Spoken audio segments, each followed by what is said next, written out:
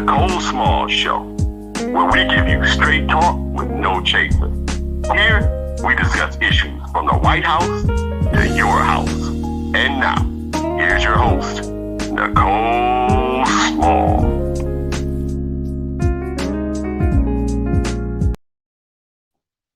Good morning and welcome to the Nicole Small Show. Today is April the 19th.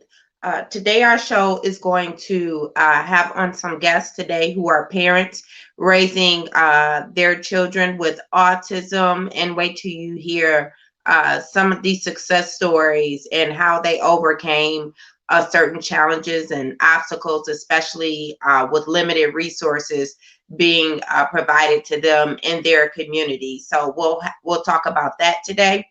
Right now, I want to just give a quick update.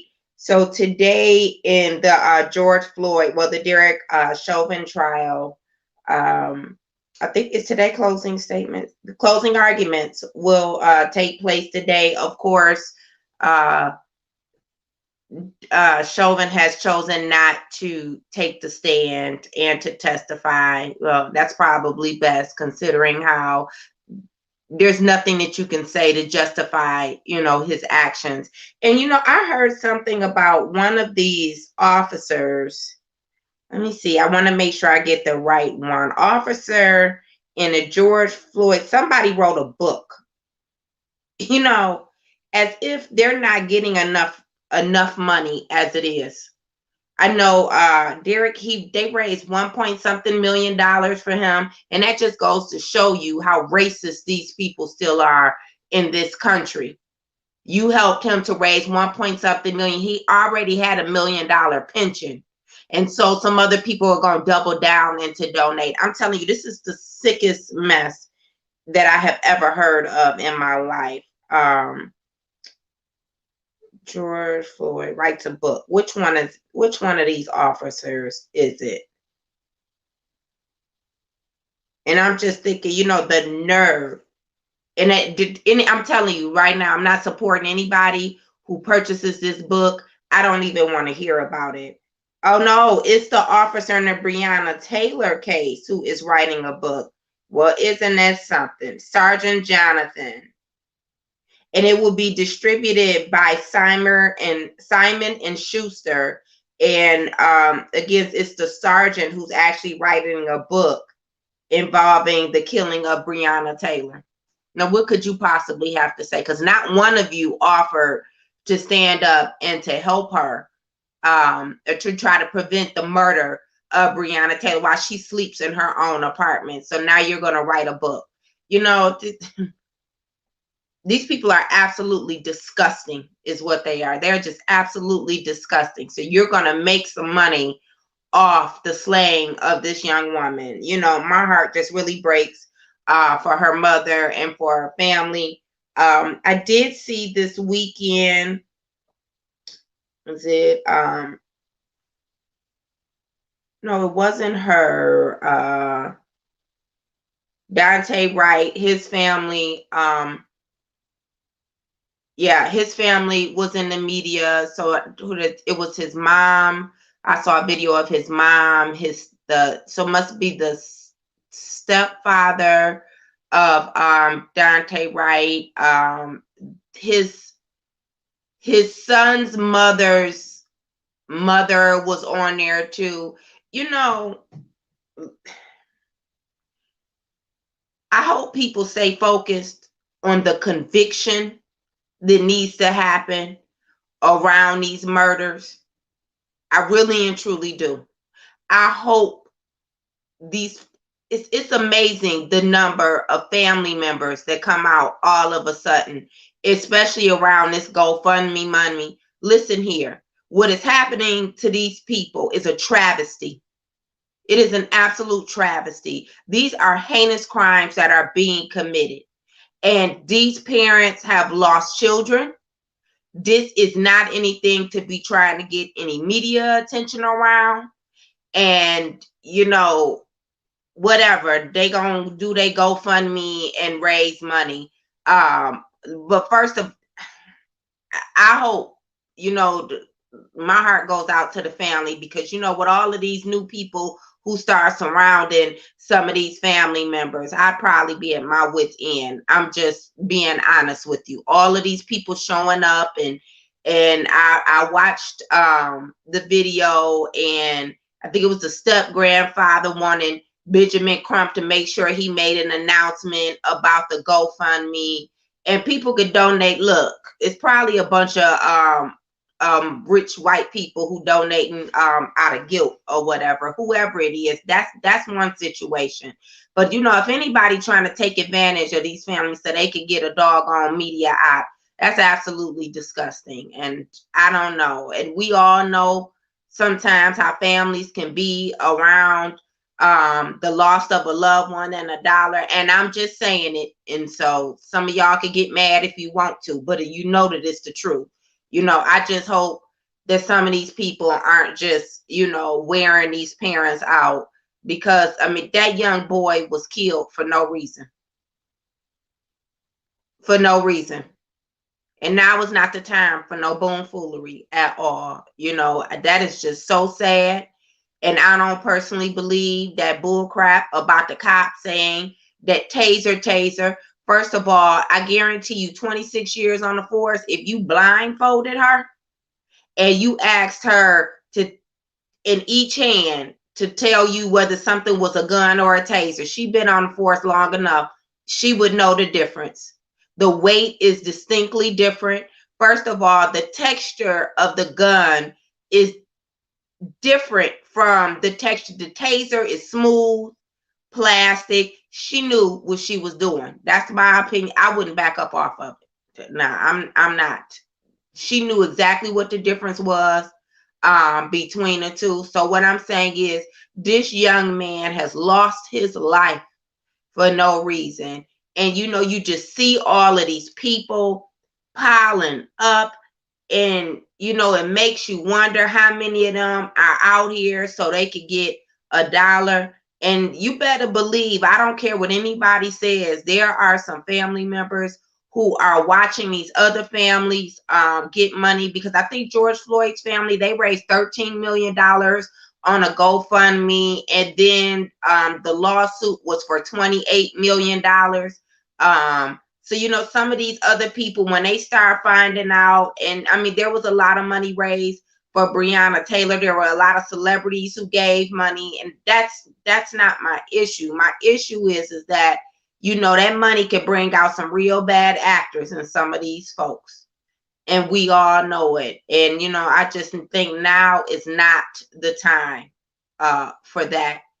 And so again, lives are being taken, and these are such young people, and their age doesn't matter at all. But I'm just thinking, how much hatred these officers must wake up with. Then you look at these people, and then you just shooting them like dogs on the street. But no, excuse me, correction. Because if it was a dog on the street, they wouldn't shoot them, okay? Because one thing they know, the ASPCA, they would be out here like flies do you know what on a summer day.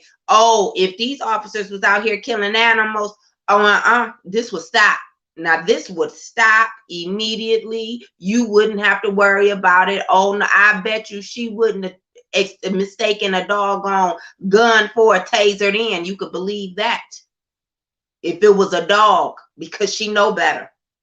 Because in this system, in this society that we live in, a dog's life is valued more than a black person's, and that's the truth. And they can say what they want to say.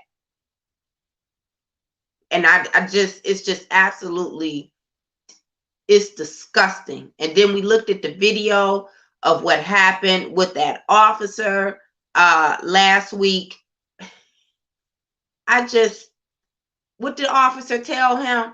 They told him, he said, I'm afraid to get out of the car. And they said, you should be. Now, you know why? Because they knew what they had set out to do. They knew exactly what they had set out to do. You should be, was the response. You should be afraid to get out of the car. And this officer hadn't did anything, in full uniform and all. And you should be is the response they want to give. And this is still continuing, even during the George Floyd trial. You know, it's heartbreaking again. And I said this last week, like, you have to raise your children. And what do you tell them to do? Nothing is ever the right thing to do. There's always a new excuse. It's so now we're going to have closing arguments. And my God, if they let this officer shoving off, I'm telling you, I just can't even imagine. But the reality is they might. That's the reality, is that they might. I've never seen so many people be so emotional on a trial. Never this many people be this emotional on a trial, and all of those, so many people were crying. You know, this needs to stop. But I told you what I think is gonna stop it. They're gonna need to go to somebody's house. Oh, but that is one thing. So the officer who killed this young man, Dante Wright, oh, they barricaded all around her house because they knew that the people were coming. Well, maybe next time when we first hear about these, we just need to go directly to their house before they could get home from the shift of murdering a Black person in the street. And I don't know what's going on with that Toledo young man, the 13-year-old that was killed in Chicago. I still haven't seen his mother surface anywhere. Something is really strange about that story. He's 13. He was out there at 2:00 in the morning.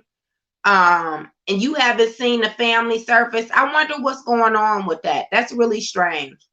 Let's take a caller. Good morning and welcome to the Nicole Small Show. You got a question or comment? Hello? You have to turn your TV or your computer down.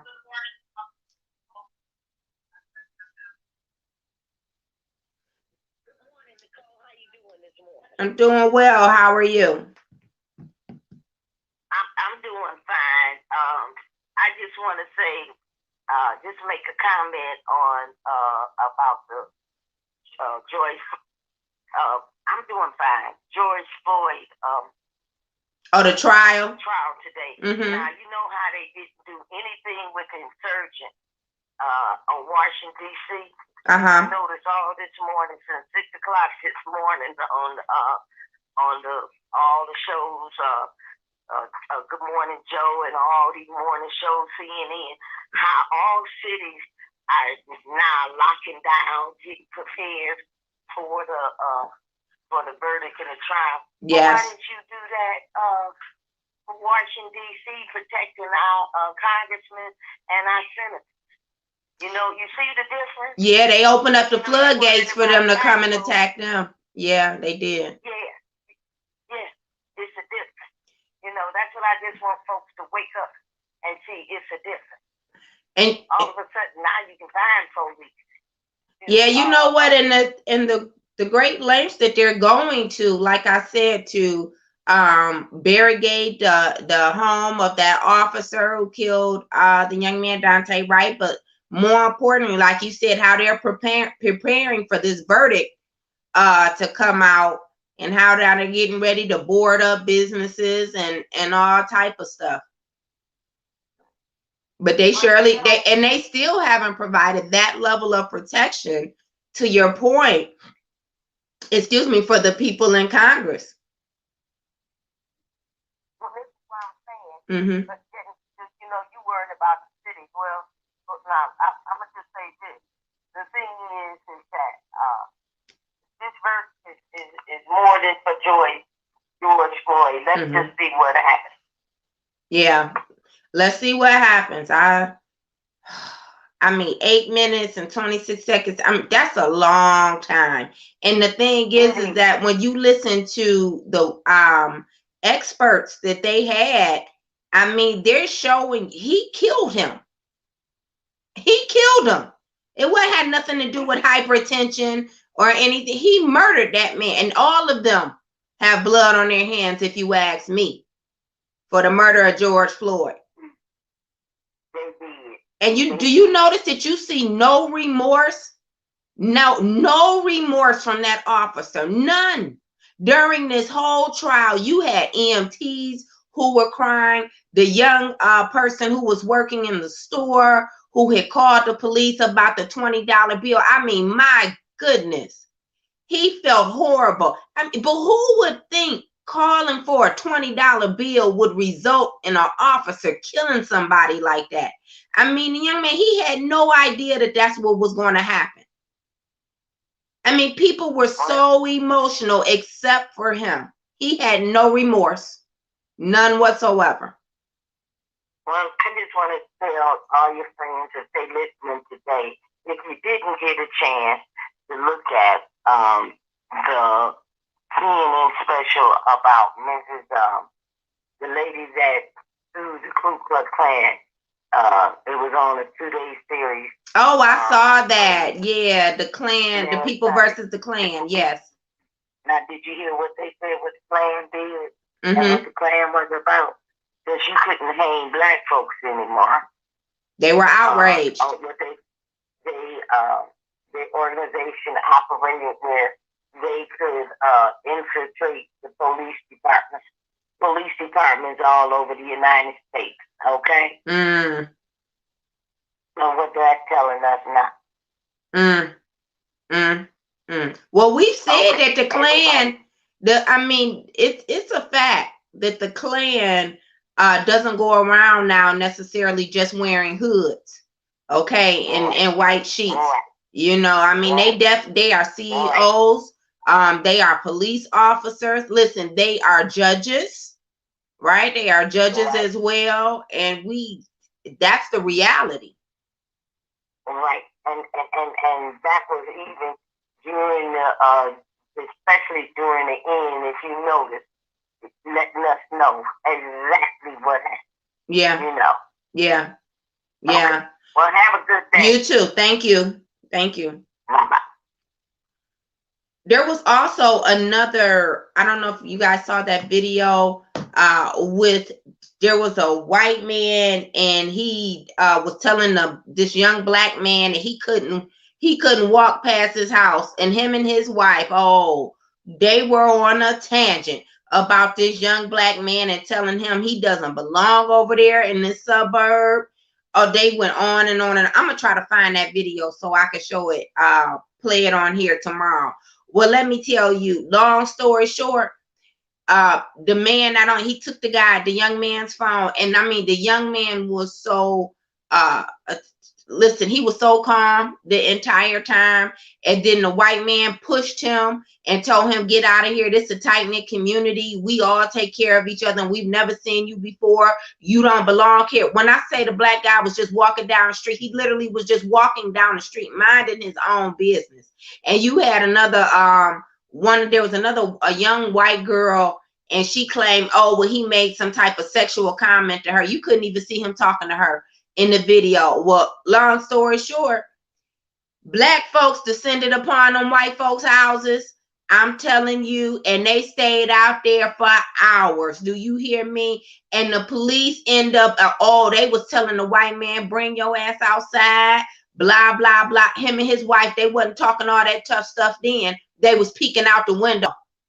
And so then the white man ended up getting arrested because he had broke the young black guy's telephone. But I'm gonna tell you, they were out there in droves, and him and his white wife, who was, I mean, if you could have heard the way that they were talking to this young black man, absolutely disgusting. Then they want to peek out the window. But they were tough before. You should have seen this white guy pushing on the black guy and telling him, it's only one way that you could get out of here, telling him what direction he had to go in, and told him, if you don't walk off now, then I'm going to carry your ass out of here. He talked tough stuff. But when all them black people came over there, he was peeking out the window. See, they're only tough when they the majority. Just like in this George Floyd, yes, that was in South Carolina. Wasn't that something? I was so proud of black people, but they only is tough when they the majority. And it always makes me wonder if that backup wouldn't have come for that police officer, this Derek Chauvin, would he have had the nerve to sit up there and to rock back and forth on George Floyd's neck.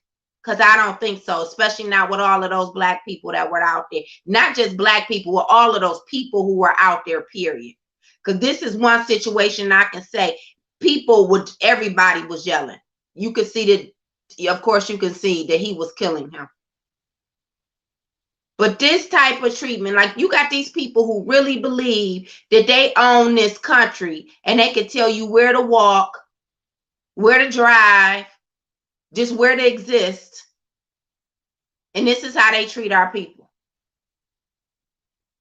And this is still going on. Even after Trayvon Martin, you got some doggone folks out here telling a young black kid about walking down the street. This is what we are dealing with. And I'm going to tell you something. Better be careful. You know, like here in Wayne County, it amazes me how long it takes for somebody now to get a CPL. Because all of them had their guns. We could see that at the Capitol. All right, because they out there, they got one on the hip and one rifle in their hand. But it's a totally different story when somebody challenges these bullies out here. It's a totally different story. You know, you out here, you just pulling people over for no reason, simply because you see that they're driving while black. Literally, that's in their mind, that's a crime. That they're driving while black, that they're walking while black. And they end up dead or pepper sprayed. You know, and it's sad to say, but that officer was lucky that he was just pepper sprayed. Because that's usually not the end result that we see in these types of situations here. And this has been going on for decades. For decades, this has been going on. And it's just that social media is exposing it. That is the difference, is that social media is exposing our reality that we have been living for so long. And still, to this day, look at what we see as the end result. No justice in what's supposed to be the justice system. It's just absolutely disgusting. We are going to take a quick break and we will be right back on the Nicole Small Show. Tune in to the Nicole Small Show, Mondays and Tuesdays from 8 to 10 a.m., where you'll get straight talk with no chaser. If you miss a show, then you won't know. Be sure to like and subscribe on YouTube and Facebook.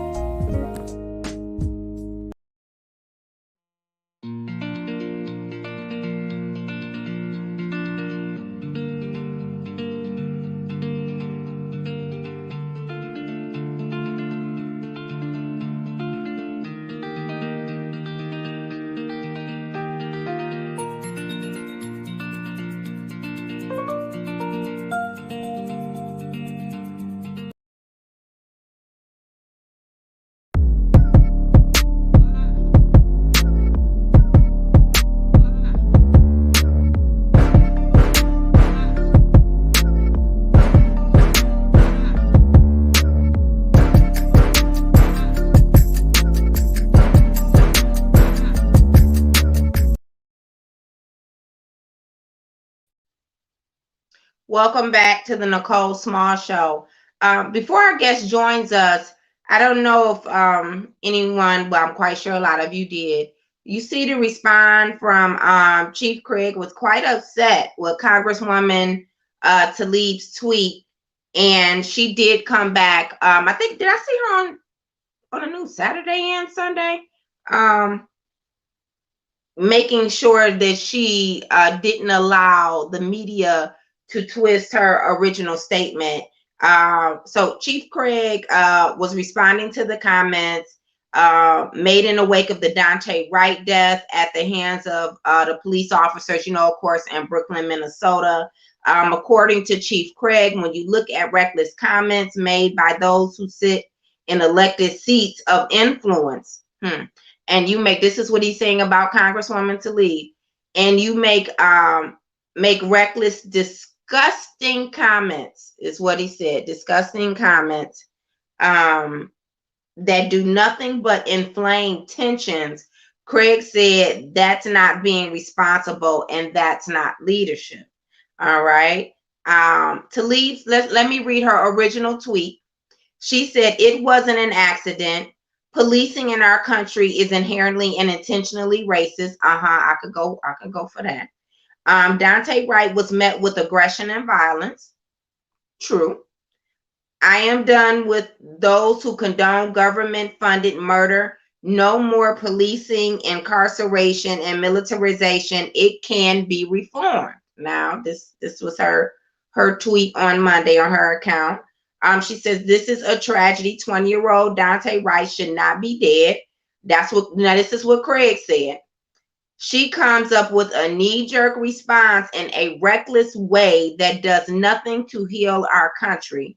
I can tell you why she did it, as she had in the past. She's an attention seeker. Hollywood Craig said Congresswoman Tlaib is an attention seeker. Hold on. Now Wednesday, Tlaib is seemingly clarifying her previous statement. She talked about how we continue to see death after death. That's true.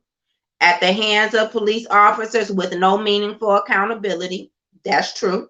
I understand that many are concerned about public safety, but it is clear that more investment in police incarceration and criminalization will not deliver that safety. All right. Instead, we should be investing more resources into our community to tackle poverty, education, inequities, and to increase job opportunities. We should be expanding the use of mental health and social work professionals to respond to disputes before they escalate. Then they go on to talk about Dr. Charles is an assistant professor of criminal justice at Wayne State University, and he goes on to lend his opinion. I guess maybe I don't understand the reasoning behind such resistance to Congresswoman Tlaib's comment. I mean, it's a valid statement. It wasn't an accident. It wasn't.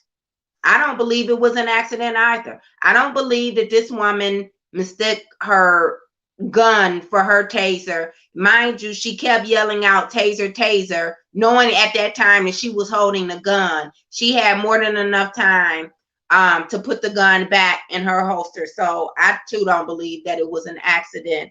I don't know. This is interesting, but Congresswoman Tlaib is definitely standing behind her statements and her remarks. And I do think that there is validity to what she is saying. Like this needs to stop. It needs to stop. It needs to stop cold turkey. Let me say that. These officers out here just killing people for no reason. It needs to stop. And it should be non-negotiable. All right. And it's going to have to be something drastic that happens in order to get them to stop committing these heinous crimes, because they are continuing while the trials are going on. That lets you know they have zero intentions on stopping. Zero. All right, let's bring our guest on. So we have Lakia Martin joining us today. Let's see if we can. Good morning, Lakia. Can you unmute yourself? Sorry about that. Hi. That's all right. Good morning. How's it going today? Good.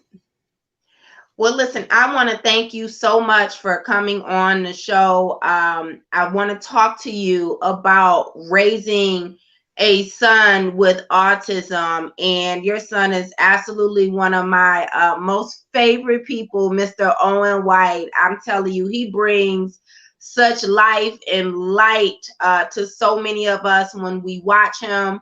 And those of us, a lot of us know his dad, Chris White. But Chris is not the star of the show. It is definitely Owen. when we watch him to do his sports shows. And, I have the privilege of being able to have witnessed Mr. Owen in action. Let me tell you, this young man, he is going places. He has achieved such great goals in life, and I am just so proud of Owen. Listen, a young Black man, 17 years old, but a young Black man with autism who has not allowed this system, which we know is set up against our children, to deter him. He has been recently accepted to Michigan State University. Go Green, go Green. I am so proud of him for that accomplishment at 17 years old. So before we get into all of that, let's talk about how we got here. So you were your young Black mom, and you're blessed with this phenomenal child into your life.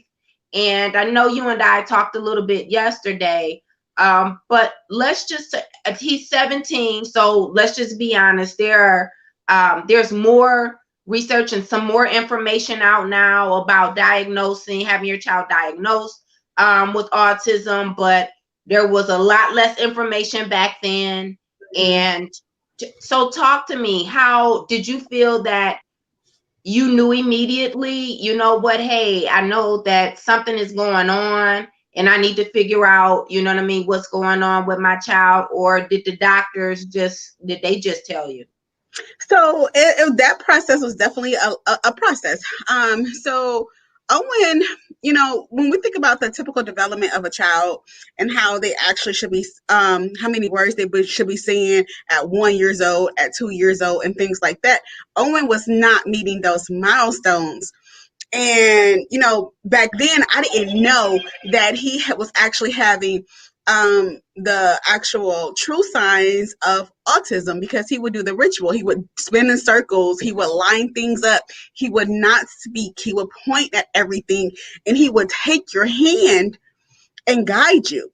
But the interesting thing about Owen was that he could read. And so since he could read, a lot of times, you know what I'm saying? We're like, well, he'll just grow out of it. He'll grow out of it. He'll grow out of it. But he will line up Cheerios. If you take one Cheerio out, he would have these screeching fits and just go into a tantrum. And I'm looking like, this is not right. It hurt me at my core when he would do that. So I took him in to his pediatrician at that particular time. And, she saw him literally for 5 minutes play with the car and was like, oh, yeah, he doesn't have autism. And at this time, Owen was like 2 years old. And I'm looking like, no, something is just not right. So his dad and we decided to take him to the Kaufman Center. And, and we had them to actually do the evaluations. And it came back that he had autism.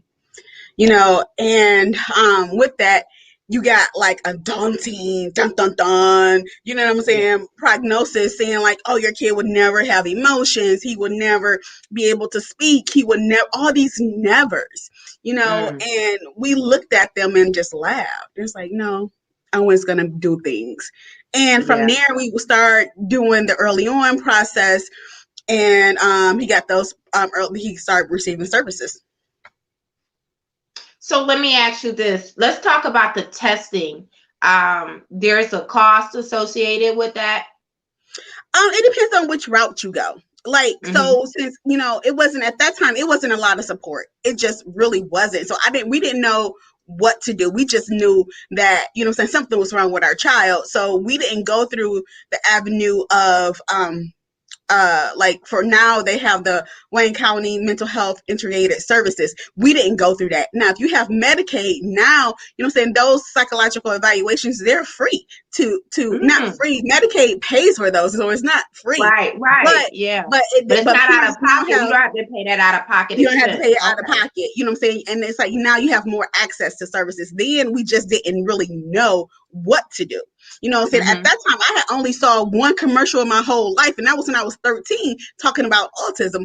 And it had like crayons lined up saying, oh, it was like, well, at that time, it's like one in such a, I think it was like one in 100 or something, like the new epidemic. And I'm like, oh, I'm 13. I'm not knowing what that was. But fast forward it, what I'm saying, to hear like my child now has it, it was like, oh my God, this is what that commercial was about when I was 13. And let's just talk about the advertising and the PR that's done around autism. I'm just going to be honest. We just don't see a lot of our children being included in, TV commercials and billboards and advertisements. You might see one in a cluster of a sea of other children who are not African American. So, when we think about the obstacles that Black families definitely endure, I remember Holly Robinson Peete, she does a lot of advocacy work around children with autism. And now her son, who was born with autism, he's an advocate, bringing awareness around autism as well. But I mean, and of course, they're celebrities. And she talks about the challenges around, being African American and raising a child with autism. So, for me, that's another issue, is like the racial disparity around this issue. And I think that, my goodness, I mean, kudos to you, for the diligence. Like, something is wrong with my baby. We're going to get to the bottom of this. And, we're going to go get my child tested.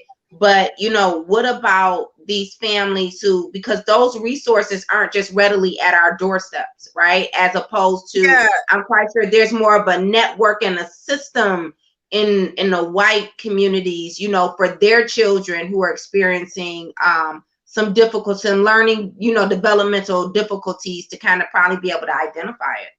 You definitely, when I walk into the autism conferences and things like that, you barely see Black people. To this day, you barely see Black people. But, when you think about the marketing of things, you just go up and down any street, any highway right now, and you'll talk about autism, but you do not see them, with the Black and brown babies on billboards. You just don't see it. And that's one of the reasons why I created, Autism Support Services Center, was because when Owen was little, all his service providers were white. And I said, wait a minute, we got to have some Black excellence, in this field, So at that time, I only had an associate's degree, but I was motivated to go back to school. Owen motivated me to go back to school. So it's like he already has started making that impact on my life. So I was like, you know what, this has to change. It's like all his support people were white. And it was like, wow, what's going on? So, and I think that now, because it's 1 in 59, according to the CDC, it's 1 in 59 children that have autism. And according to New Jersey, because we went out there, probably like the end week of March, and their news anchor was saying that 1 in 32 members of their community has autism. So think about how many Black people that's affecting, So not to have those particular resources at hand is, we have to be more aware. So for instance, if you have a child, and it comes back down to diagnosis, a lot of times our children are misdiagnosed with autism, either it's like attention deficit or conduct disorder. And that's one of the main things. And that's why as parents, as caretakers, we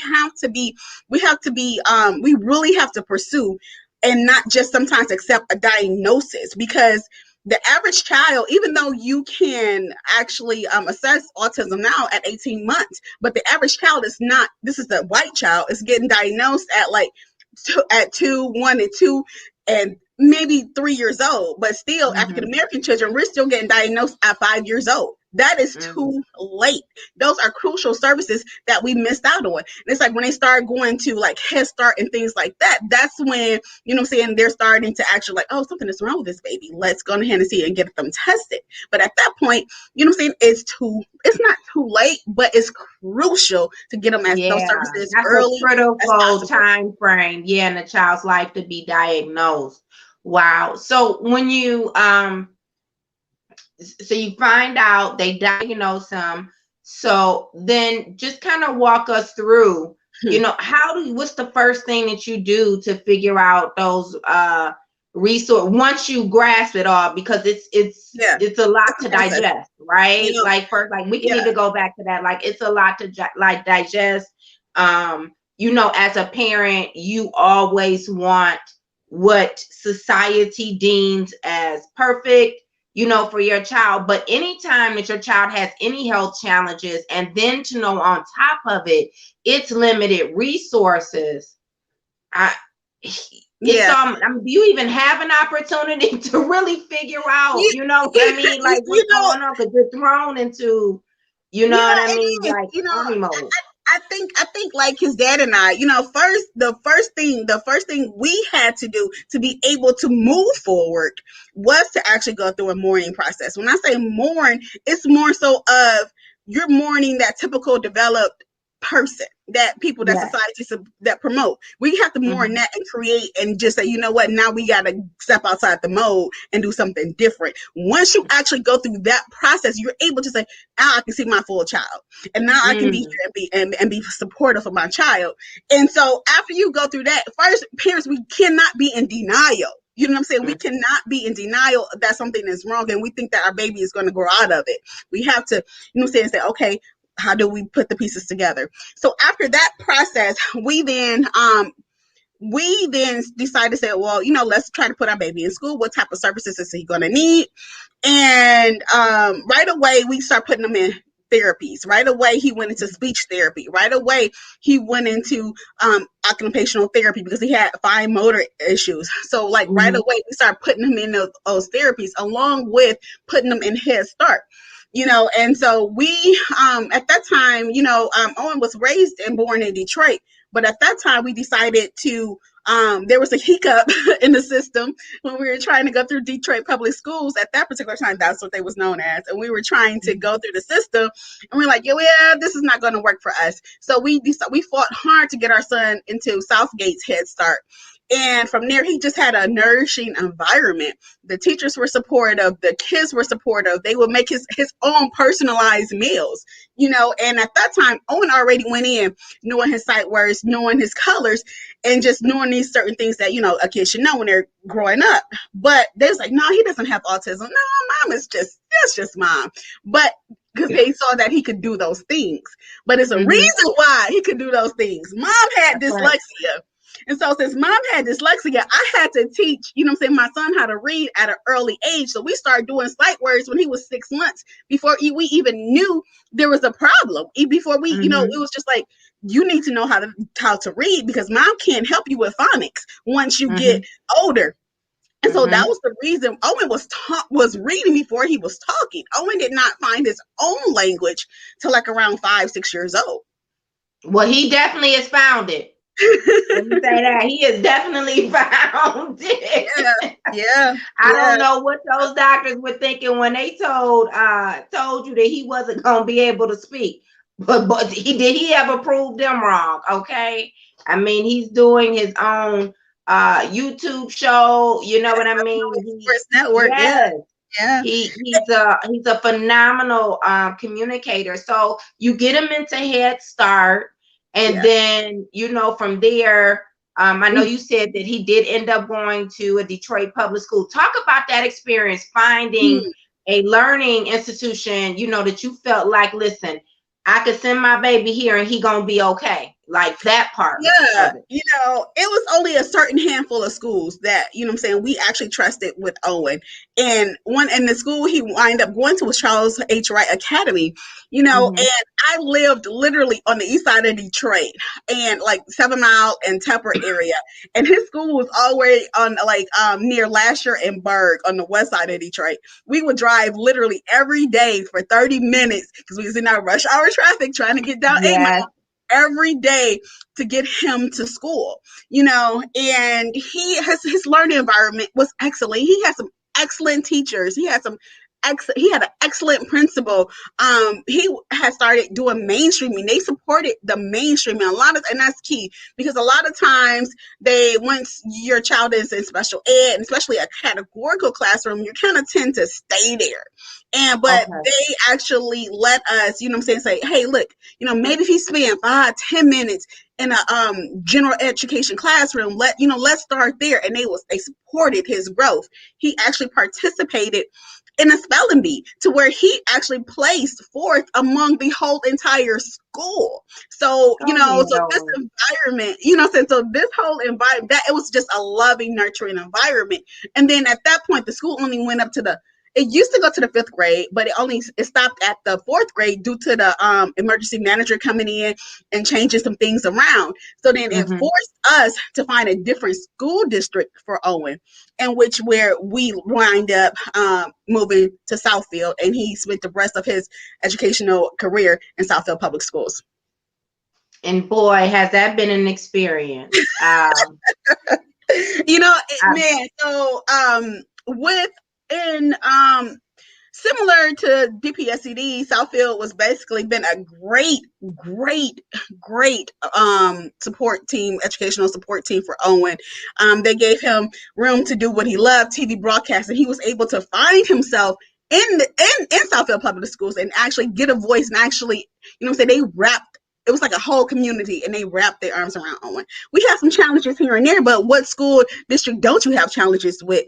But again, it comes back to understanding special education laws. That's the key point. You have to, a lot of times parents reach out and say, hey, look, I need an advocate for my kid, which is a great start. But when do you take it and actually say, you know what, I'm going to be that advocate for my child? When do you take that ownership and actually learn? Because that child needs to see you fighting for them. That child needs to see you, because now Owen can say, I'm my own self-advocate, Excuse you. Owen says that he is a strong leader. All right. Yes. That is what Owen says. He is a strong leader.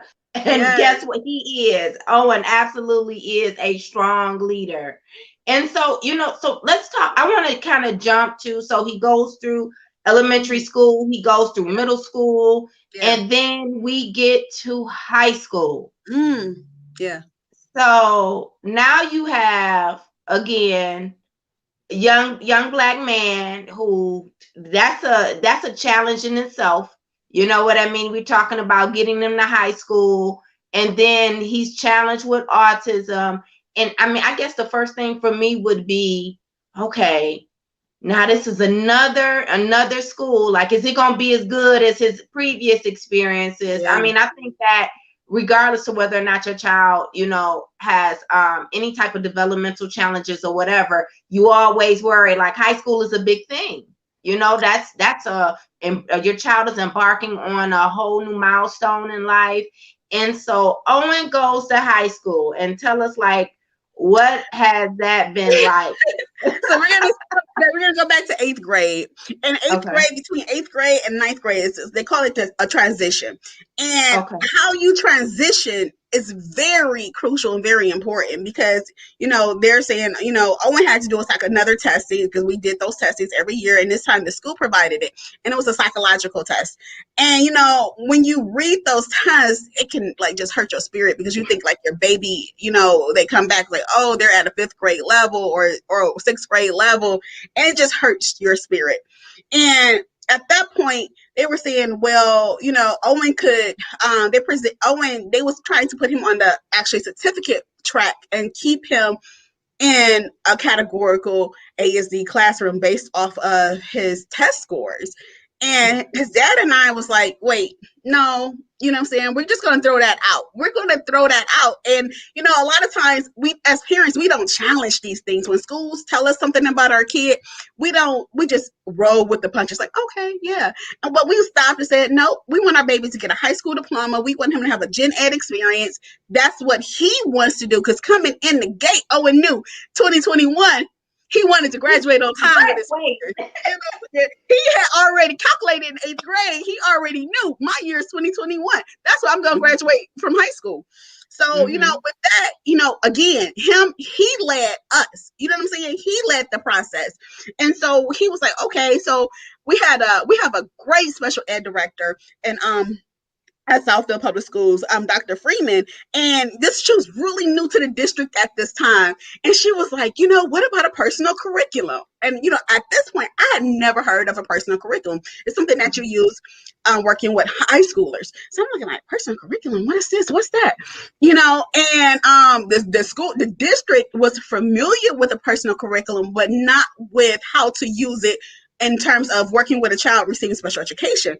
And so it was brand new to the district, this process. And we had a coordinator. He was brand new in the process, but he stayed on it, and we actually was able to get Owen on a personal curriculum. And I think that, and what a personal curriculum is, it helps you modify different assignments. Let's say, for instance, if you're in history class and there are like 15 essential points or essential ideas that you need to learn in order to get these credits to pass this class, the PC helps to say, well, you know what? They look at your career goals, and they guide it off your career goals. And they say, well, you know what? This right here this doesn't fit, for Owen. So we're going to take this particular component out, and it may leave a child with, instead of having 15, it may leave him with 10 essential learning points that he needs to actually learn for that particular quarter. And so that's what we did for each of his classes. And we were able to get all the teachers on board. One thing I can say about Southfield Public Schools, all the teachers, they all supported the process. And that was important. That's what made this process successful. And along with that, outside of academics, he actually was able to do what he loved, radio TV production. We didn't know he was going to go in this phase. One day he woke up and said, hey, look, I like all sports. His first sports was NASCAR. What black kid loves NASCAR as a number one sport? So he was into cricket. He was into all of these things.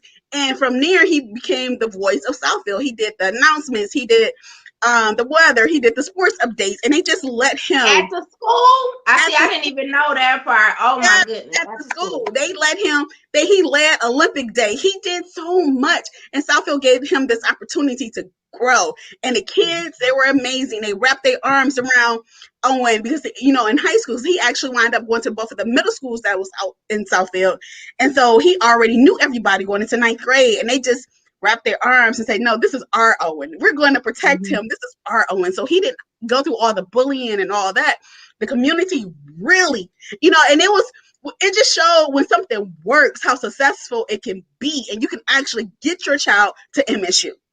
Because there was a working environment, and without constantly having to fight for your child's education, and that's what separates Southfield from many other Black districts in the city or any other district, period. You can get a quality education and you don't have to actually fight all the time, so. So let's talk about some of the classes on has taken, because, I have heard him be emphatic about his homework that he has done in French. Okay. Yes. Okay. Yes. Like I did all my homework, and he wants that A. Okay. Like, Owen's so serious about his grades. Listen, he does not play. All right. He is like, I did the work, and you are going to give me the credit I deserve. Did he take Spanish as well? He took Spanish in I think 8th grade. So he wanted to do something different. He wanted to do study, saying, you know what, since I already know Spanish, I already got a little advantage. He said, no, forget that. You know what I'm saying? I want to do French. You know what I'm saying? Because he also wants to go. He has plans to go over to France, over to Europe. Don't forget, right? He has plans. Yeah, because he wanted to see. Oh, it does.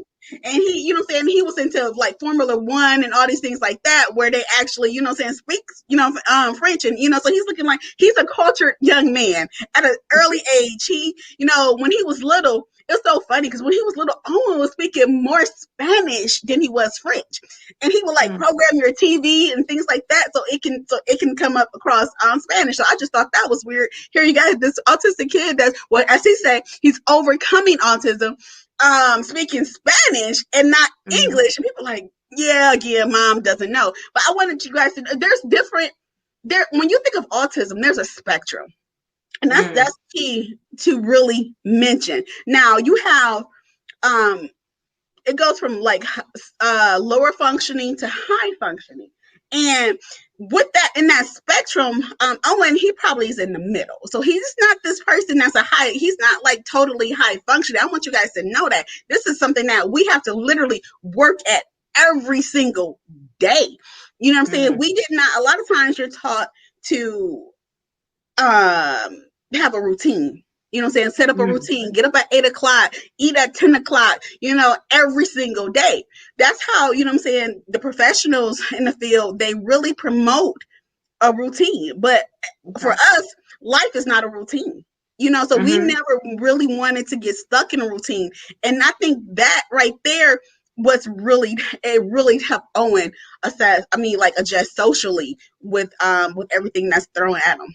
So wow. So, his classes. I mean, but I just think that that's phenomenal that he, you know what I mean, he's so well versed, really, you know what I mean, when you think about it. And then on top of it, and the way that he makes sure that he reaffirms that he's overcoming autism, okay? Because you are not gonna just box him. You're not gonna put him in a box and back him into the corner. He is emphatic about that as well. Like he is overcoming autism because he is a strong leader again, and he is. And then, like, a lot of times people don't like to hear that word overcoming autism, because it's something that autism is something that's going to always be with a person, because it's like you never outgrow autism. But the thing is, you can go through those challenges. You can actually overcome some of those challenges that come with autism. You know what I'm saying? You can actually work through those things. And that's what he means when he say, he's overcoming, because he's working through something.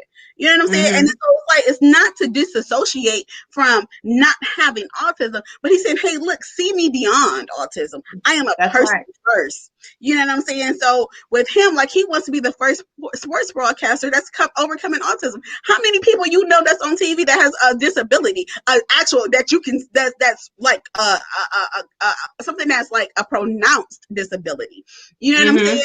Like autism or like Down syndrome, that you can actually go to and say, hey, look, this is what's going on with this person. So to see somebody like that, he would be the first one on TV. And so we tell him, like, hey, look, you're already doing it. You know what I'm saying? You already interview some of the great athletes that the U.S. has to offer. You know what I'm saying? So especially dealing with the United States Olympics, you've already started this process. So that's really important for him. He's like, yeah. So when he say he say this is what he says now. I represent MSU, I represent myself, and I represent my sports network, 1108 Sports Network. So that's what he that he is representing when he's out and about. He says he's out and about. So he found his identity. And that's something that we want for all children, is to find what you're passionate about. And as parents, we have to support and nurture our child. A lot of times, because this road is not an easy road. You get burnt. Parents get burned out. No support. Constantly having to go to doctor's appointments, therapy appointments, all these things. You can get burnt out along the way. And it's like, how do you maintain in that process? How do you maintain your sanity as a parent? Because it's like now, for the average kid, once you get to high school, a lot of parents are like, I'm hands off. But even for all kids, not just kids with disabilities, but for all kids, that's when your kids need you the most, is to wrap your arms around them, to help them, guide them through the process. And so we were able to be those hands-on parents. Now for us, he's about to get ready to go to college. And a lot of times, again, another thing where parents like, oh, my kid is going to college. Bye, goodbye. Have a great life, child. But for us, it's not like that. We up here like rearranging our whole life. Who's going to be, and these are conversations that we have to have, realistic conversations about him going to MSU. It's great that he got in, but now that is not, the story doesn't end there. Now and that's one thing I want to talk about. When we come back from this break, I want to talk about two things. This is an amazing accomplishment, right? And I wish that there was more attention around this, because I think that this story here, it gives so much life and hope and support to those families who don't know about these resources, right? While trying to make sure that what you offer your child, all that your child should have to be offered while overcoming autism, right? And so sometimes, listen, it's a challenge being a parent, but also just facing those challenges and not giving up hope, and understanding that, it's just like any other parent. You're going to have your good days and your bad days, right? Your child going to experience some challenges, and some days are going to be better than others. But I want to talk about the lack of attention around this accomplishment for the Owens of the world, right? Because people have to know, while we're highlighting him today, we're going to bring on another guest too after the break, but that there are other Owens of the world that should be highlighted. And just to talk about that, then I want to go right into what this MSU experience is going to be like, because I am just so excited for him. So stay with us, Kia. We'll be right back. I'm going to bring Owen with. I must have Owen stop in too. Yes, please. Okay, we'll be right back. This is going to be a quick break. Tune in to the Nicole Small Show, Mondays and Tuesdays from 8 to 10 a.m., where you'll get straight talk with no chaser. If you miss a show, then you won't know. Be sure to like and subscribe on YouTube and Facebook.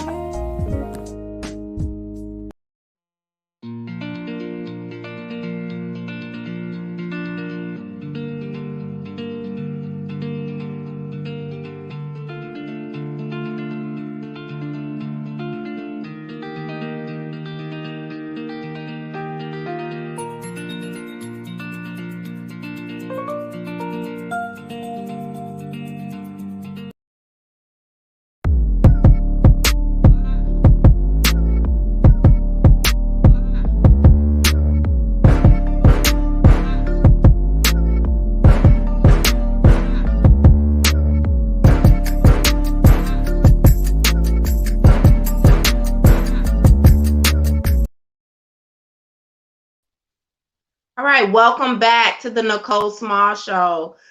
Today we have a special guest. We have Miss Kia Martin, but we also have Mr. Owen White. Good morning. Good morning. I am so excited for you. Congratulations, Owen, on being accepted to MSU. Thanks. Are you ready to go off to college? Yes. Yes. Okay. Me too. I'm ready for you to go. I'm coming to see you all.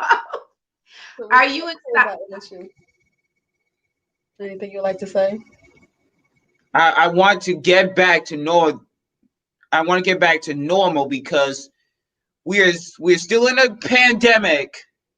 So that's something that he's concerned about going to MSU about, is like how is going to school is going to look, because Owen does not have all his immunizations. He stopped receiving immunizations when he was basically 2 years old, and it's like, so therefore to even think about getting the COVID shot, that's something that he definitely cannot have, because that would be a total shock to his system, because Owen has not received none of his immunization. So he wants things to get back to normal so he can go to school on the campus and things like that. Because right now we're thinking about, having 2 classes and going parts online. Yeah, 2 classes. Mm-hmm.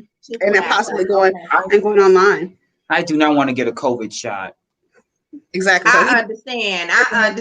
No, he said no. What about your senior year? Are you excited to graduate this year? Yes. So what would that look like?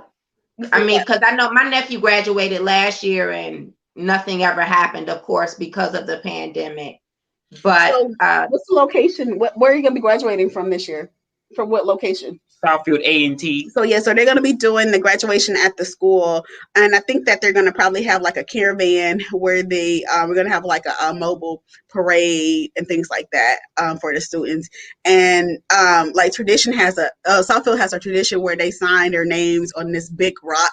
So that's something that we still will be doing. Hopefully, I think they said they're going to try to find a new date for this week so that kids can still do that, to get a chance to do that. So they're trying their best to keep everything kind of, to create an experience for the seniors. They're trying their best to still create. Like Owen just voted. What did you vote on for the t-shirt? I vote the 2021% option, the first option, not the tested positive option. I did not select that. So he's talking about the T-shirts and like how they just set out. They did like a virtual survey, like for the kids, which options do you want for your class T-shirt? And so, which we know our class T-shirts are important. You know what I'm saying? That's Yes, how they we, are. So that he voted on that, and so he was excited because he's like, oh, okay. And I was just telling him, hey, look, it's just like the elections. You got to see which one is going to win. So he's talking about what he voted for. So that's what he's waiting for. Yeah, I'm waiting for that. So, Owen, are you back in the classroom? Do you go back to school? How are you learning? Learning virtual because these students they're back in the classroom because I hope they're not going to get COVID. Yeah, so today, Southfield, the general ed students went back to school today, and so all of them. They opened the district up to everybody. Went back today for the gen ed students. So Owen decided to remain virtual. So yeah, so like not so it's like he does his work in the AM. They call it asynchronous, and that's without the teacher. He just goes on and does the work, and then at 11 o'clock, then he goes back online with the actual teacher. So and that's how the rest of the semester is going to play out unless something happens and they may have to close the school down. But for right now, they're going fast forward with face-to-face learning. Oh, I didn't know that they were allowing all of the students to come back at the same time. I definitely thought that, maybe some would go for 2 days a week and the others would go another 2 days. Wow. I didn't know they opened up the entire experience. Yeah, they're doing a hybrid model. But even with that, I don't anticipate a lot of kids going back to the actual building. But I know they started off, I want to say in March, they brought the special education students back, and that was a small amount of students that returned to the building. So it wasn't really a great amount of students then. Now, since our cases are going up in the state, I'm quite sure it's not going to be a lot of students there, but they decided to come back. Oh, wow. So Owen, so when you go to Michigan State, do you want to take French? What kind of class would you like to take? I like to take French. And what else? French. And maybe a media class, like a journalism class. A journalism class. All right. We're going to be looking forward to seeing you come out with some new videos. And we definitely waiting for a sports update from you. We haven't seen you in a while. Your fans are waiting for you. They want to see you, Owen. Yes. Yeah. We are waiting for you. I do now. Because I want the sports to come back. Me too. I wanted to get back to normal. Now, you went to New York. Did you have fun in New York? Yeah, I had fun. You did? Yeah. That was a nice experience too, to be able to go for a week. I heard that you did you record a video there in New York too? Yes. What did you record? I recorded because I recorded the special edition, the return of 1108 Sports Network. At what famous park was it? Holcomb. Holcomb Park, yeah. Oh my goodness. Okay, the special edition. I didn't realize that. Thank you for telling us. You know what? He has a lot going on. He definitely has a lot going on. So do you think that, how will this work with the transition to MSU? Now, will he go early? Sometimes they'll let some of the students come up in August, or will he just wait until September? What are your thoughts? So as of right now, I'm glad you brought up transition, because it's like now we have to transition from high school. As far as we got to make sure our psychological evaluations are in place, because he's going to probably have a 504 plan once he actually gets to college. So just connecting with their disability department and things like that, because our goal is to, for one, he's going to be 17 still, and so just being on a huge one of the biggest campuses basically like anywhere in the United States. So that's a huge so we're trying to make sure that he actually stays home at least his first semester, and so he can get adjusted. So but we have to connect with admissions and the disabilities department to see how we're going to bring him in. Well, I don't know how you're going to keep him away from the football and basketball games, but good luck to you, because Owen is going to want to go to the game. Yeah, we're going to definitely do all of that. He's going to still he's going to still go to the campuses. He's definitely going to spend time on the campus and things like that and be involved with the sports. It's just like with the actual learning environment, that's the part where we're going to like probably phase that in, probably like not this first semester, but a second semester. Mm-hmm. That's good though, and that's going to be a great experience for him. And again, he's a trailblazer, right? This is another milestone in his life, and he's going to be a trailblazer as well. And I know I was talking to you before the break that I feel that there should definitely be more attention around this accomplishment. I mean, he is 17, not 19, 20, 21 going to MSU. Owen is 17 years old. He met that milestone and that benchmark. He's graduating on time and he's going to college on time. Yeah. This news is amazing, right? And I hope even after this interview, we see more attention around Owen and his accomplishments. I mean, and how consistent he is with making sure that he does his media around sports. That's important, as well. He's consistent. He has things in life that he enjoys just like any other 17-year-old. Yeah. And he's making changes to all of our lives because he's definitely a strong leader. And I think a lot of times, I think that we don't put the emphasis on, we put the emphasis on Gen Ed students going to college. We place all emphasis and all energies towards that.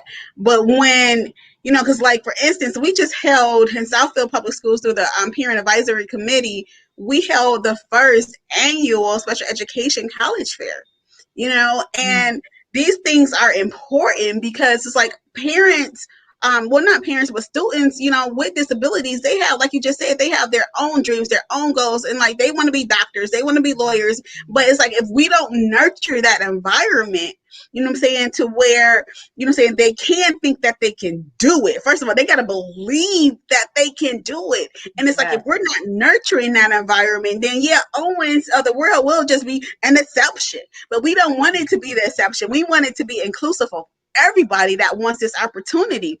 You know what I'm saying? So it's like, that's why we really push the personal curriculums, because it's like a lot of times, we talk about low graduation rates, but yet among special education students, but yet if we promote them having those personal curriculums, this is an avenue that they can actually see an end. Because a lot of times kids, that receive special education, they don't see an end. I'm saying? This gives them an end and something to work hard towards. And so, how do we create? The question is, how do we create an inclusive environment and saying, hey, look, you can go to college. You can be, what you want to do and what you want to do.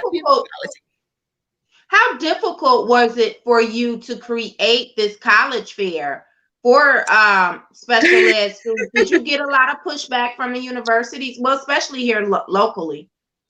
So we had one of our transition coordinators from Southfield Public Schools who really, she contacted all the colleges. We had like people from Wayne State, Oakland University. We had Jackson Community College. We had Oakland Community College, and we had some other colleges. But then we also had like for students who do not want to go to college, we had programming like JVS and other community resources that was there. And the thing was, through our because of our transitional coordinator, that process was easy. Schools were willing to actually come and actually participate at the college fair. But what was hard was actually getting people, getting parents, getting students involved and really wanting to come, because it goes back to the stigma of special education and the stigma of not thinking that our kids can accomplish.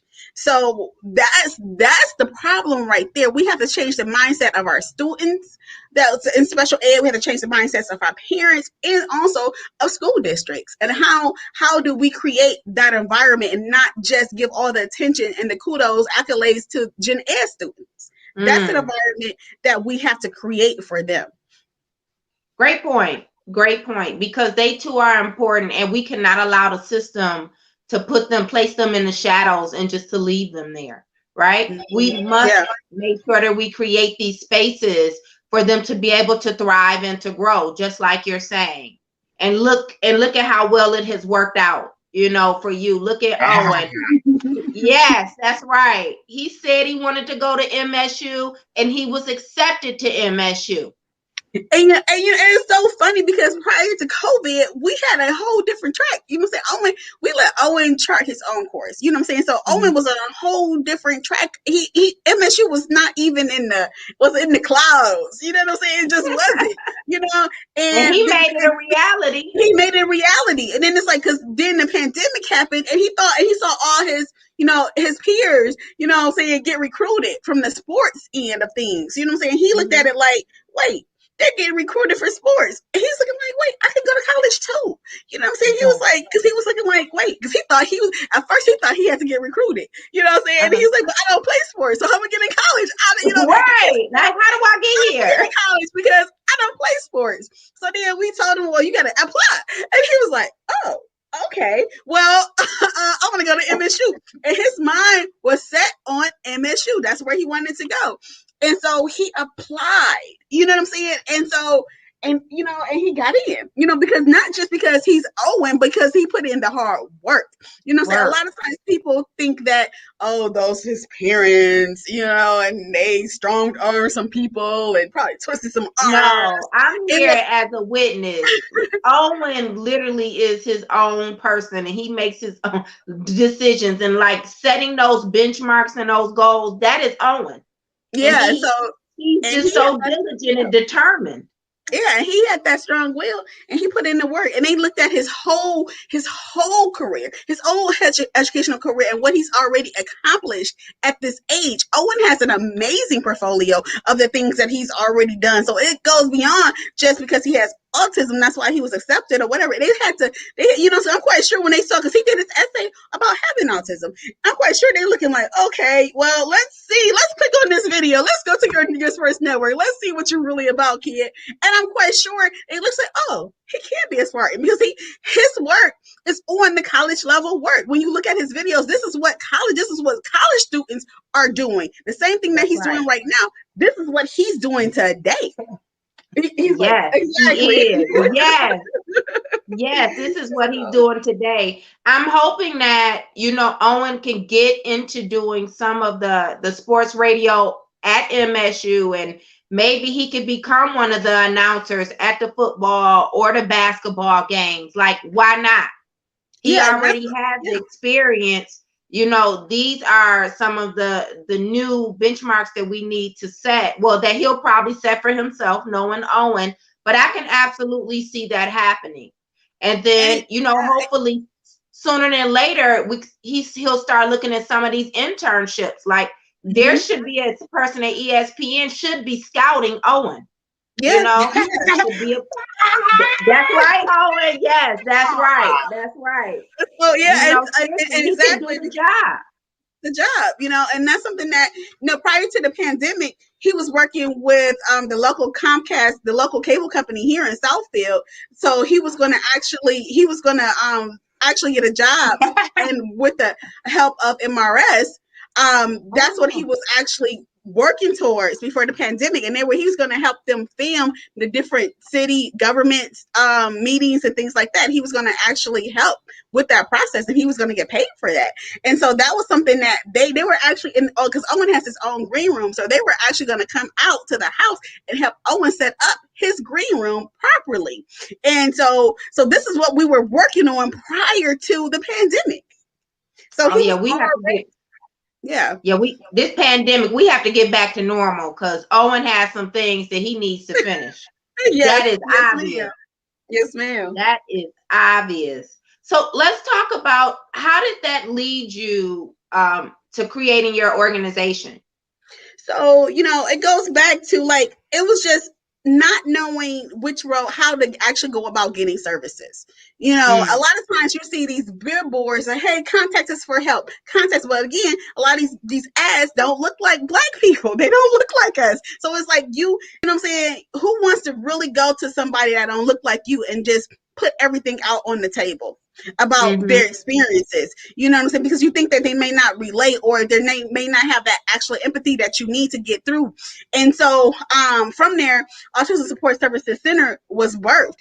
And what we do is we actually assist with coordinating services, actually helping parents and families get on the path of the services that they need, via if they need speech, or via if they need assistance with school. How do you know what I'm saying, actually navigate the school system? So if that child has any behavior issues or may need an IEP or things like that, we actually help parents and families through that process, and how to actually receive state services as well. So like, for instance, not only do we work with children with autism, we work with anyone that has an actual intellectual or developmental disorder.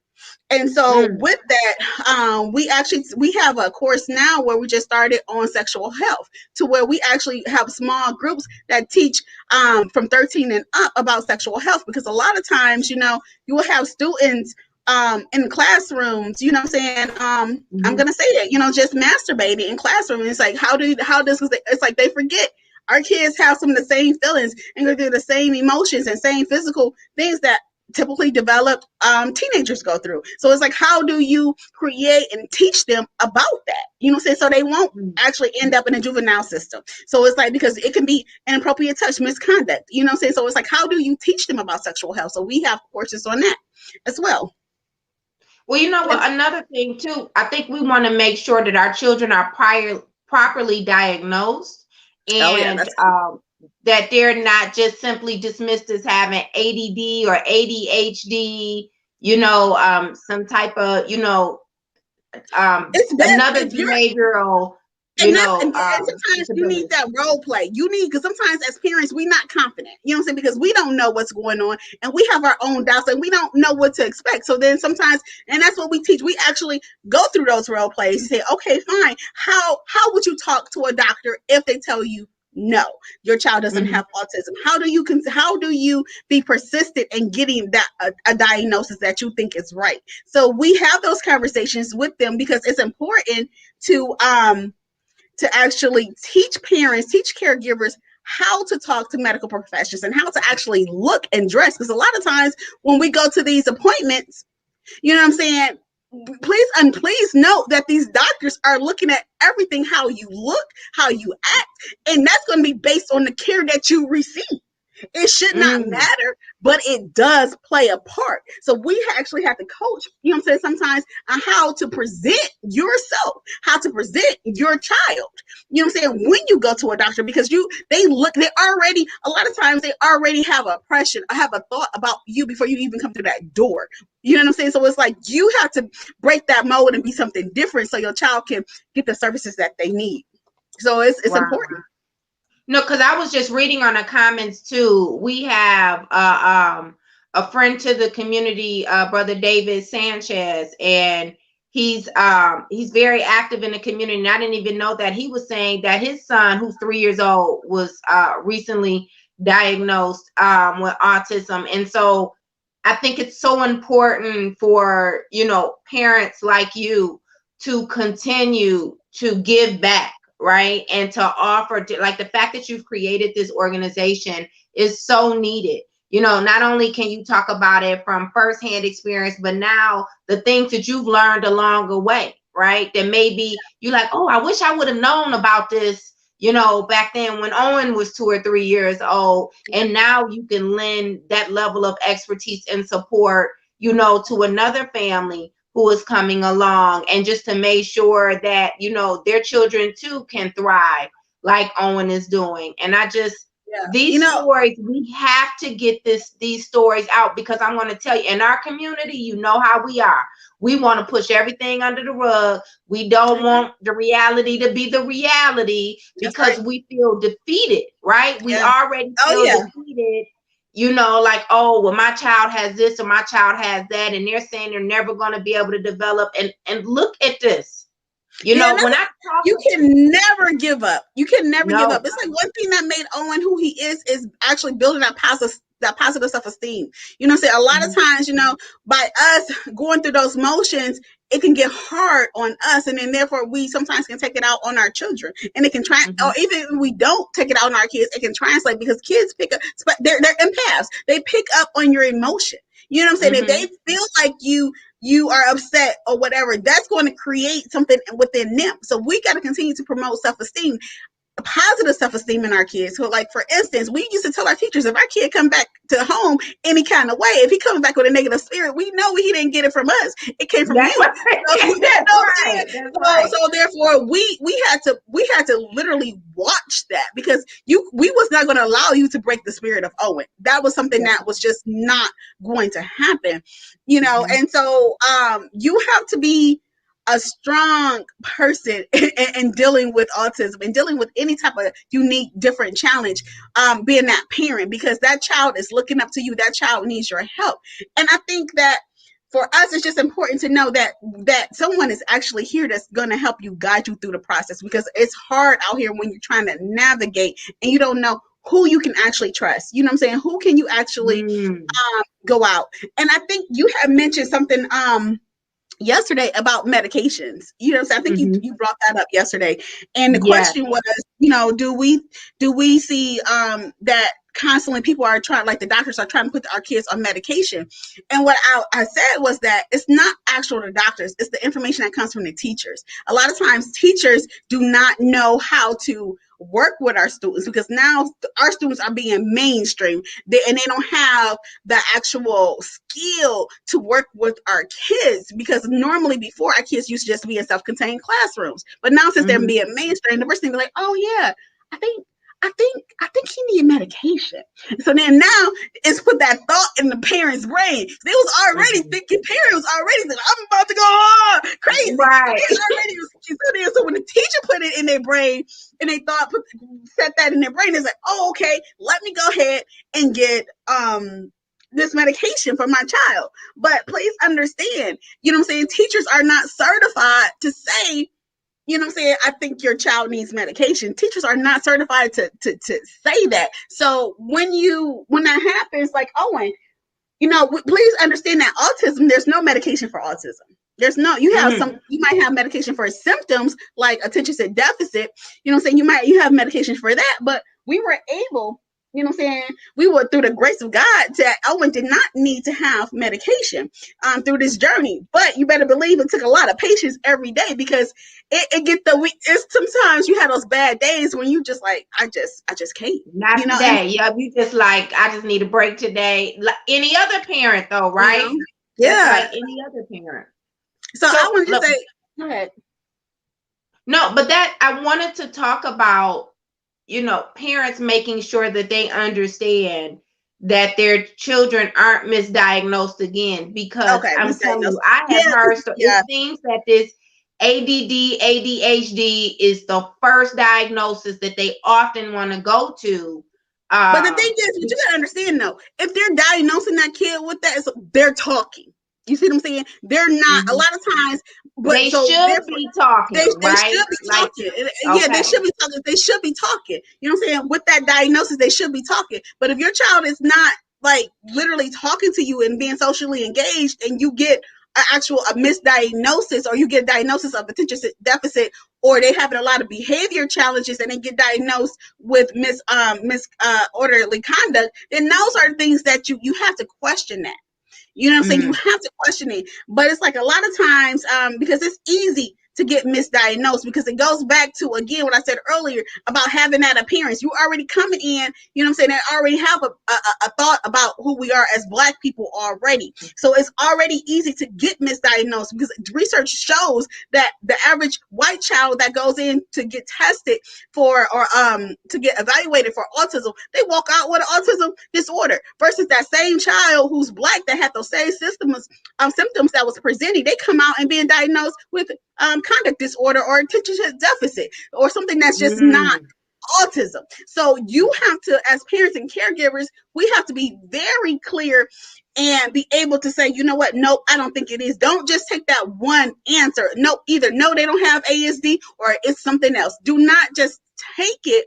Always question and research. Know the signs of autism. You know, you have to know the signs of autism. If your child is not looking you in your eye, but that's a whole different thing. But I'm talking about that later. If your child is constantly, is not talking, is only pointing and gesturing and pulling you to things, you want to look for that. If your child is like to just be alone, it's like an isolate. Let's say, for instance, they have other siblings or other family members that's their age, and you find them and they don't want to play with them. They always want to just be alone a bit by themselves.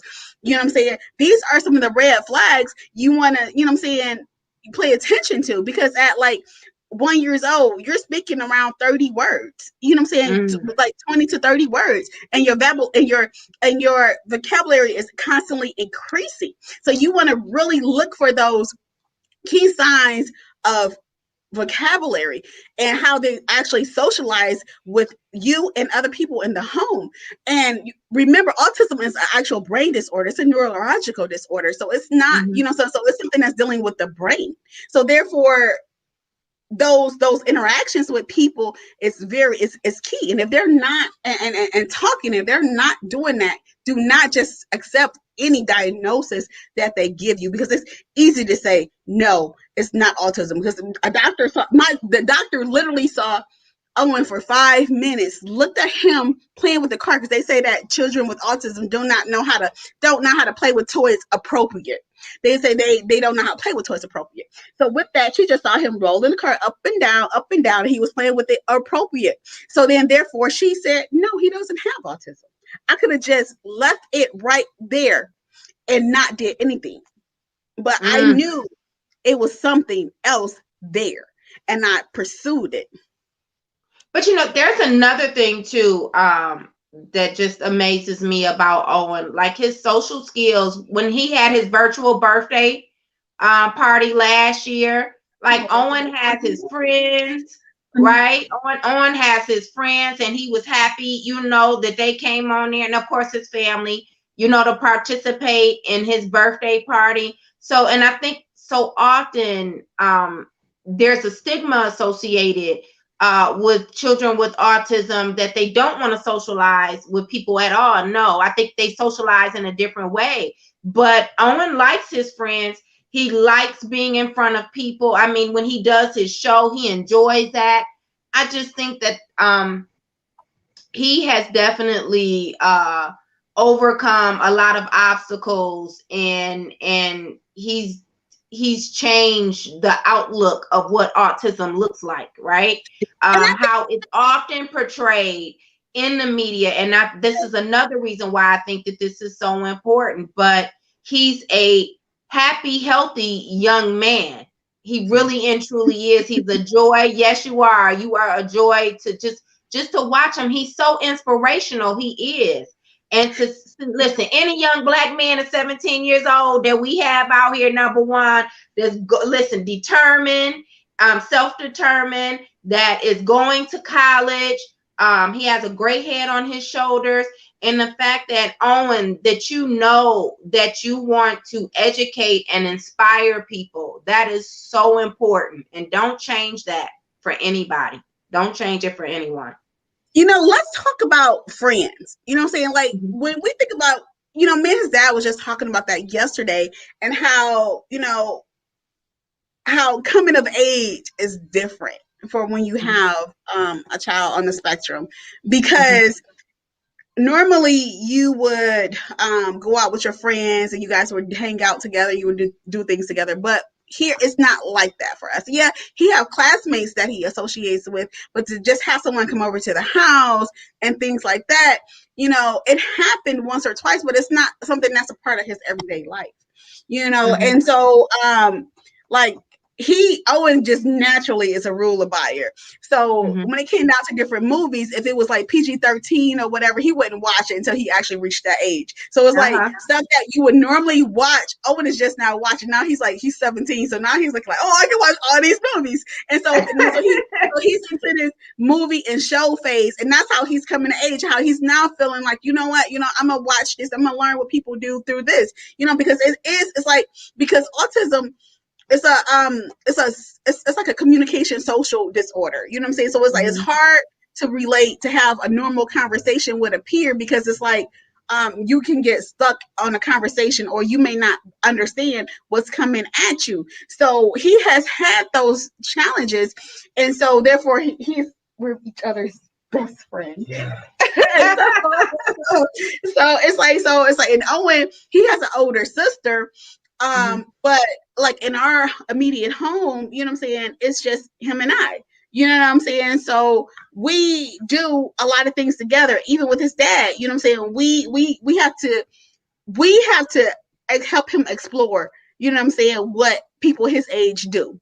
And so that has been a challenge. And now, since he's about to go to MSU and you're about to have all these all these people around, you know what I'm saying, that's going to be a different environment, and for him to try to find his position and his group of friends and things like that, that's going to be a unique thing for Owen.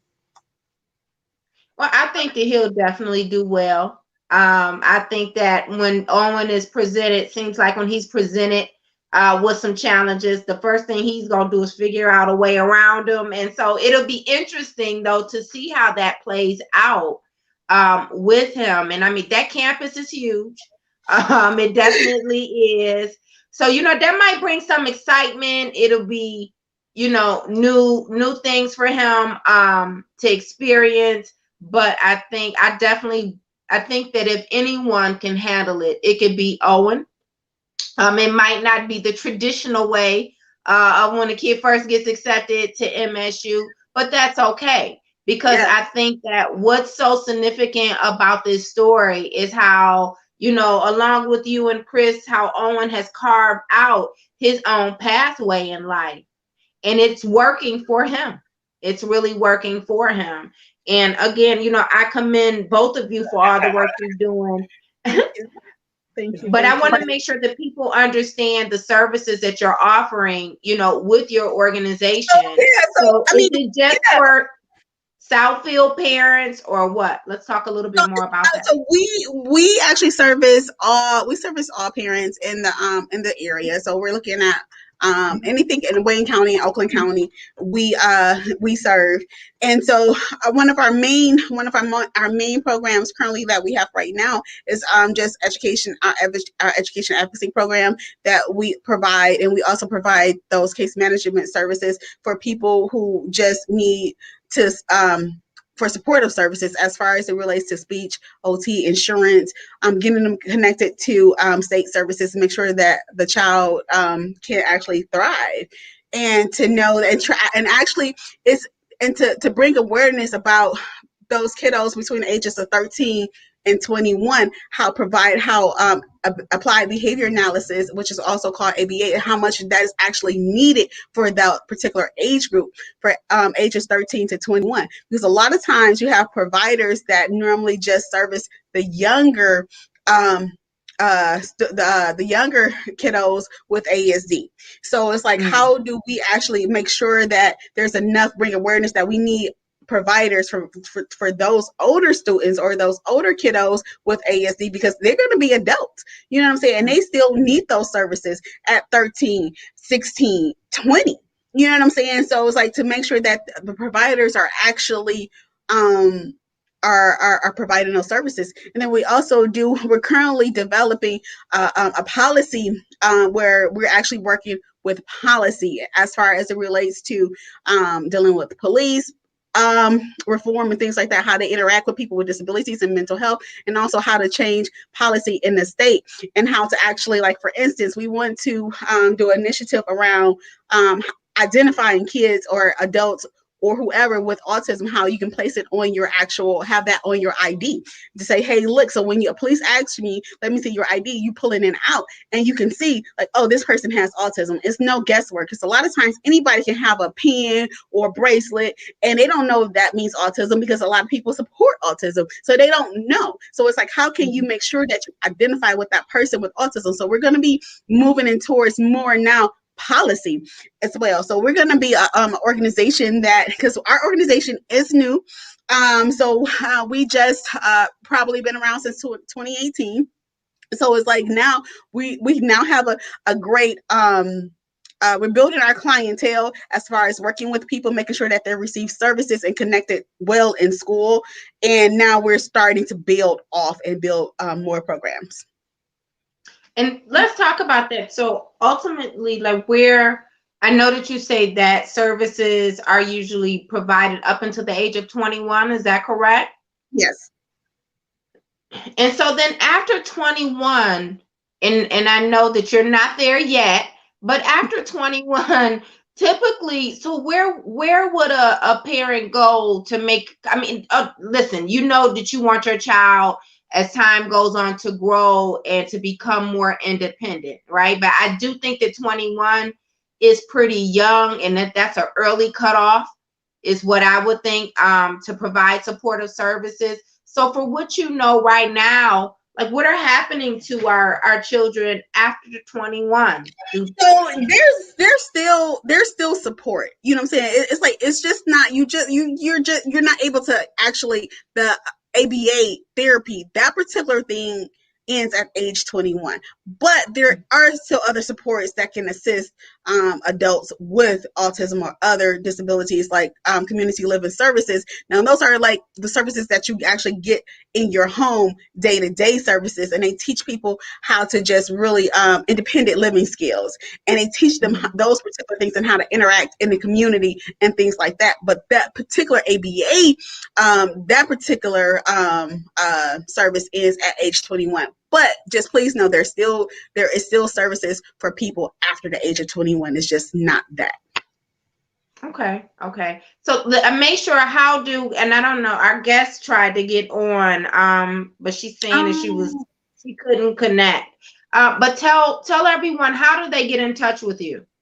So you can easily go to our website, and it is autismsupportservicescenter.org, or you can just simply call, and our office number is 313-808-9270, 313-808-9270. And we also do offer parent peer support groups as well. For people with any type of disability. It's not just for ASD. Now, the thing is, our primarily focus is on people with ASD, but that's not, we work with all persons with either intellectual or a developmental delay.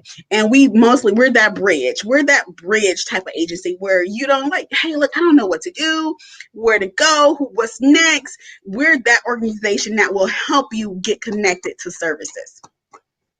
So let me ask you this.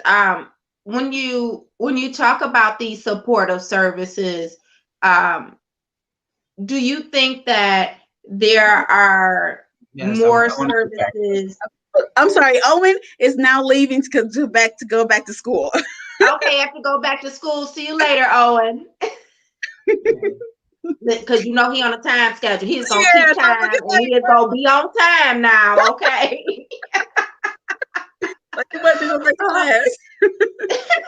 So let me ask you this: in the state of Michigan, or more so in Wayne County, do you think that we, in comparison, when you take a look at other cities or states, do you think that we are as advanced as we should be?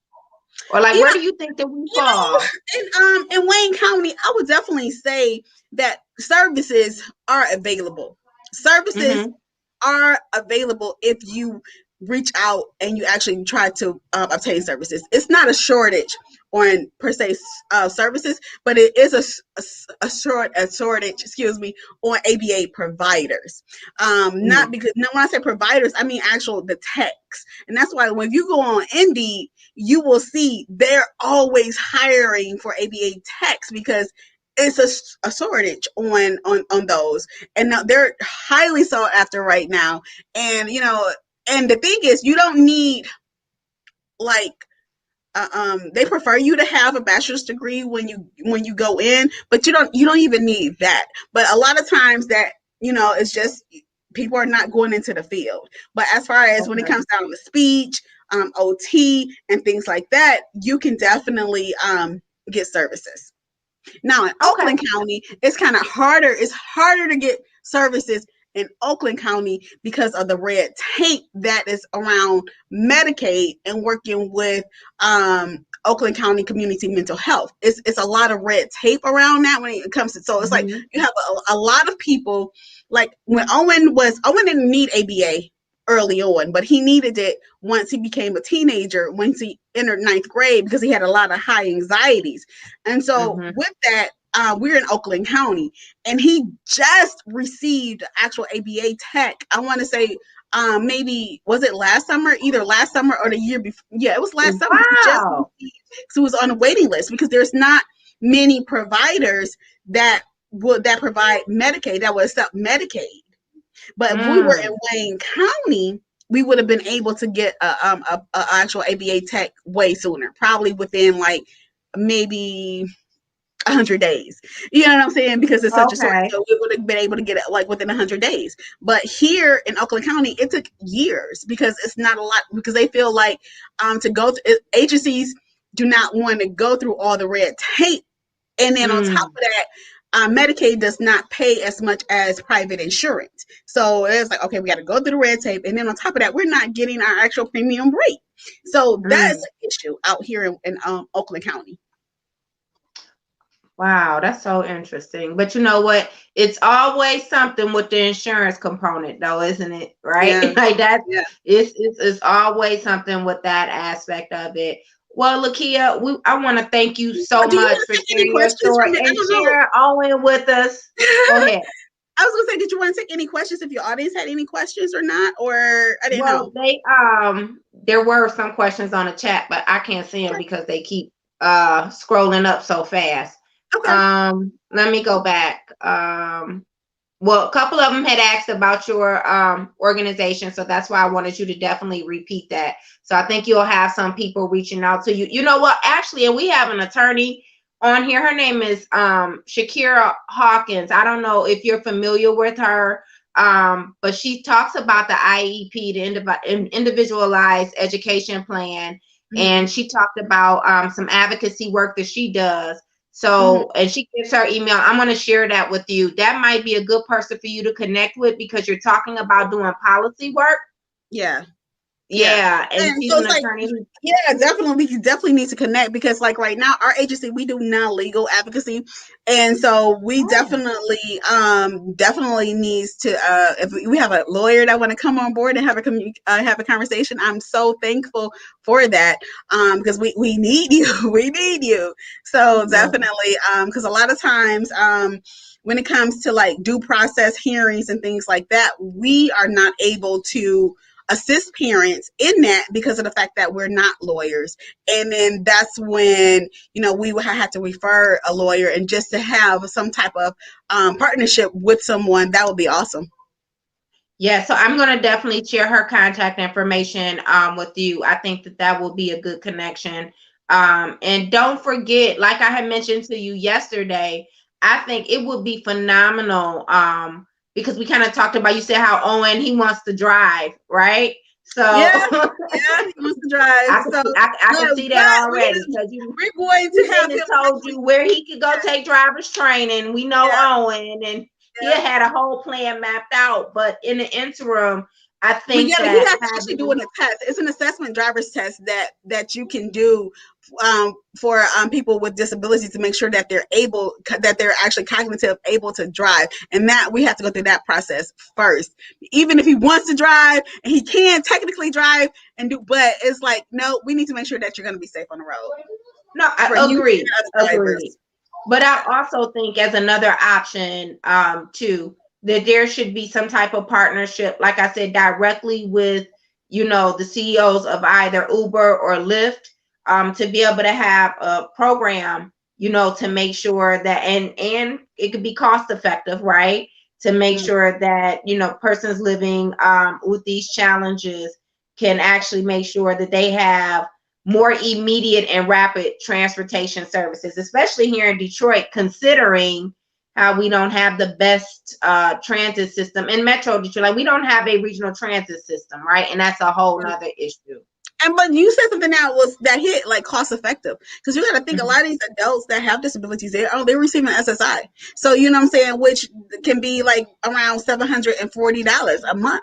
You know what I'm saying? And they got to live off that and try to get transportation. So it definitely has to be something that's cost effective, because of the fact that a lot of times they just can't afford it. A lot of times our persons can't even afford housing. And that's a whole another issue. Our actual long-term goal is to be able to assist with affordable housing for people with disabilities. That's one of our long-term goals. That's in our strategic plan that we really want to see more of, is affordable housing for people with disabilities, which is going to start with the amount of money that they receive, the Social Security Act. We got to actually challenge that process and how they actually come up with the cost of living. That's a whole different conversation. I understand that, but it's just things that we need that advocacy around affordable housing, especially for persons living with disabilities. It is an existing issue.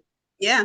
It's so an existing issue. They shouldn't be forced to go live in these deplorable conditions, because there's not any good quality affordable housing around. So, or living in group homes that literally take all their money. They can't even buy a pack of A-shirts because of the fact that all their money is going towards rent. You know what I'm saying? And it's like they can't even have, they can't even go to a movie or see something, because it's like literally you have no money. So so that's a whole nother issue that, we are deficit org. We're going to definitely take on things like that. I think like half our org is going to be policy work and half is going to be the everyday clientele work, because advocacy is really needed around so many issues for people with disabilities.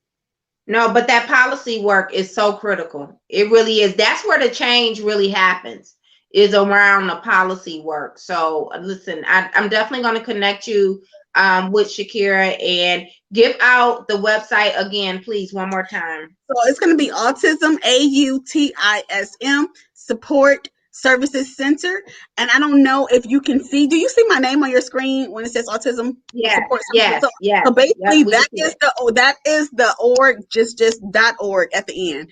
And our number is 313-808-9270, 313-808-9270. And again, my name is Lakia Martin, and it's just been a pleasure. And thank you for having me on your show today to talk about the person I love most in the world, which is Owen White. We love Owen too. We love Owen too. And we are so excited to see, what his future is going to look like. We know it is going to be as bright as ever. And thank you so much for sharing your story, for sharing, the light of your life with us as well. And we appreciate, all of the work that you put forth. Thank you to you and Chris for showing us what Black excellence really looks like. We appreciate it. Thank you. Thank you.